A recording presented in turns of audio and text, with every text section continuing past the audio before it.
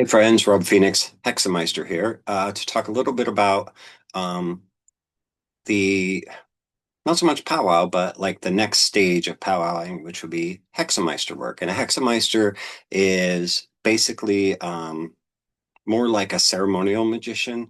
Hexenmeister is defined in Phoenix line as both a powwow and a hex, meaning somebody who is trained in powwow, but also trained in um, hexerai, witchcraft. And those skills together um, are used in Hexenmeister work, which is to overcome curses and spells, to overcome like supernatural forces that are working against those who, come to us for help. A Hexenmeister generally creates talismans, amulets. We might create even some Himmelsbriefs and hex signs. It's kind of a modern thing, but we can do that because they do have talismanic meanings. Um, but there is some ceremonial magic work involved in Hexenmeister work.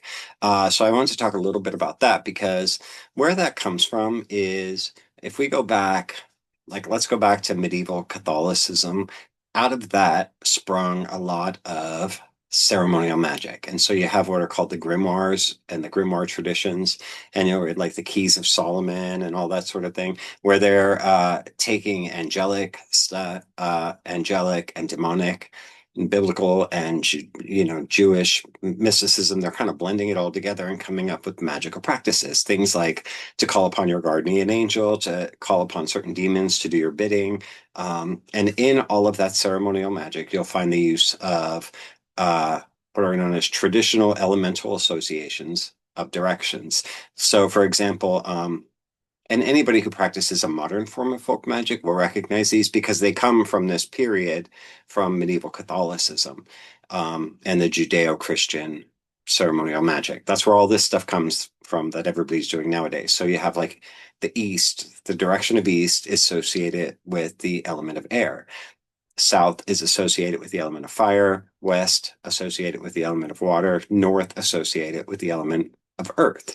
And all of those things have their qualities too. Like East air is like education, learning, studying, thoughts, that sort of thing. South and fire is like passion, aggression, activity, like battling, protection. I probably already said that, but also like that sort of thing. Your willpower, whatever. Uh, the West and water are associated with things like your dreams, your psychic ability, your emotions, that sort of thing. Think watery stuff. And then North is associated with earth, and those things are like solid foundation and deep wisdom and ancient things and um, like the things that nourish us. So Judeo-Christian folk magic, we have a lot to, um, in the old days, it was basically biblical, entirely biblical. So it would be like Old Testament mysticism, which was Kabbalah, and New Testament mysticism, which was the Book of Revelation. And from all of that came things like the Golden Dawn and Arthur Edward Waite. Um, you'll know him if you don't. Him and what's his name, the Rider-Waite tarot. They created basically the foundational tarot deck of all tarot decks, the Rider-Waite tarot. The image is drawn by Pamela Coleman Smith. I can't think of that Rider guy's name. Anyway, it doesn't matter. So the Rider-Waite tarot deck, which is again the foundation for all the tarot decks that now exist. This was basically the first. There's some argument about the Versailles tarot, but anyway,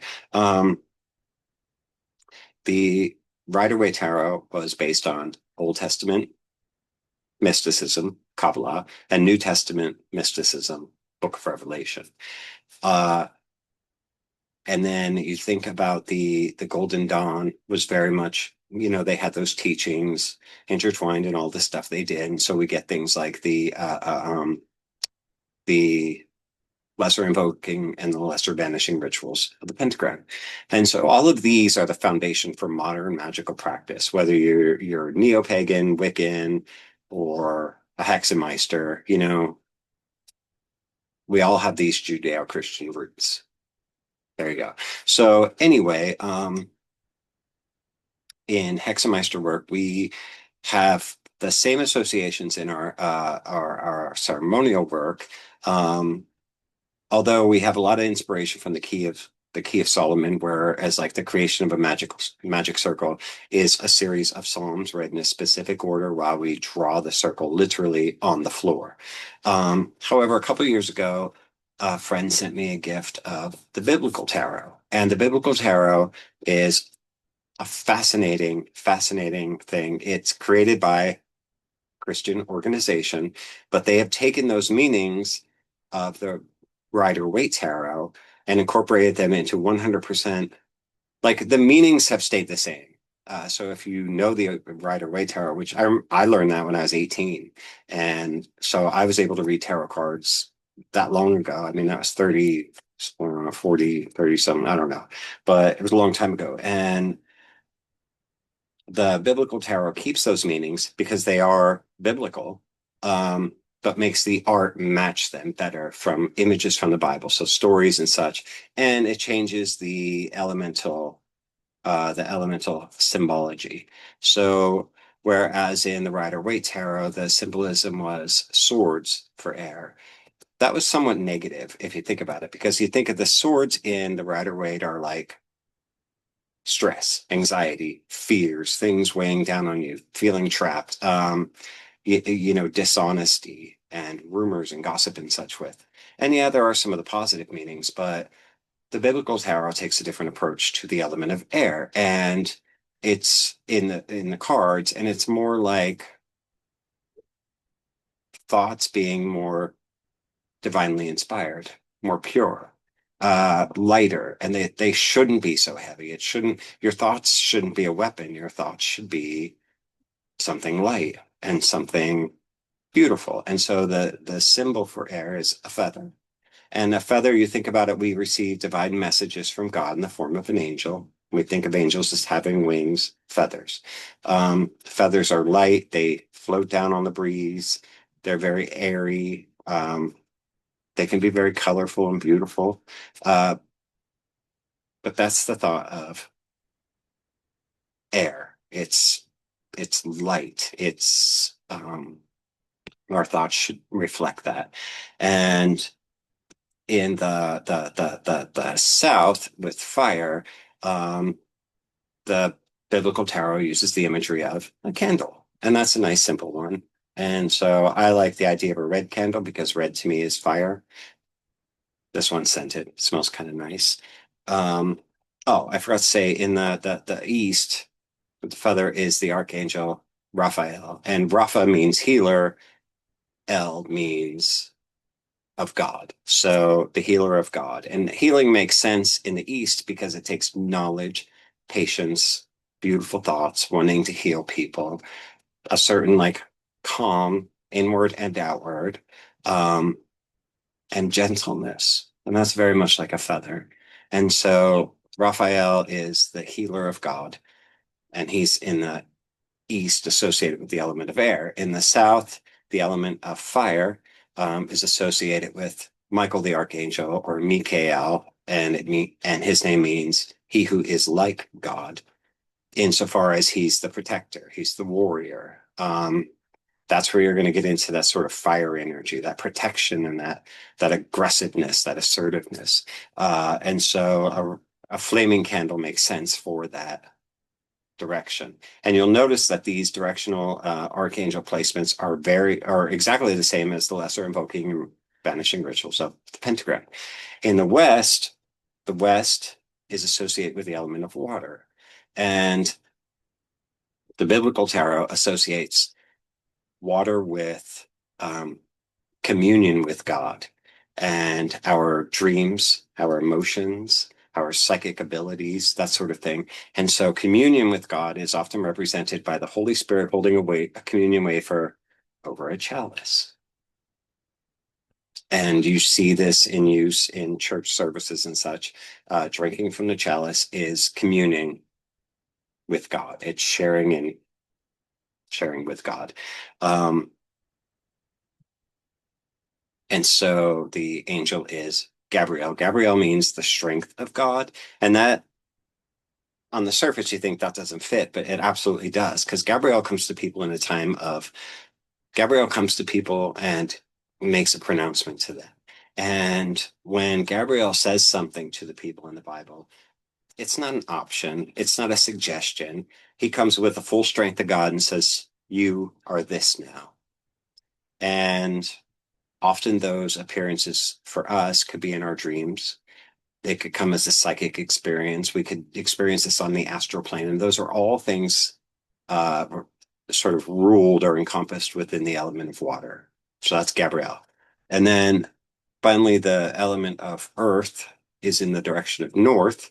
Um, and that's like things that are solid and old and nourishment and such. And that's the archangel Uriel. Uriel means the light of God, but the light meaning like think of a light going on in your head, and he is actually the archangel of wisdom. And wisdom is associated with things that are ancient, things that are firm, things that support us.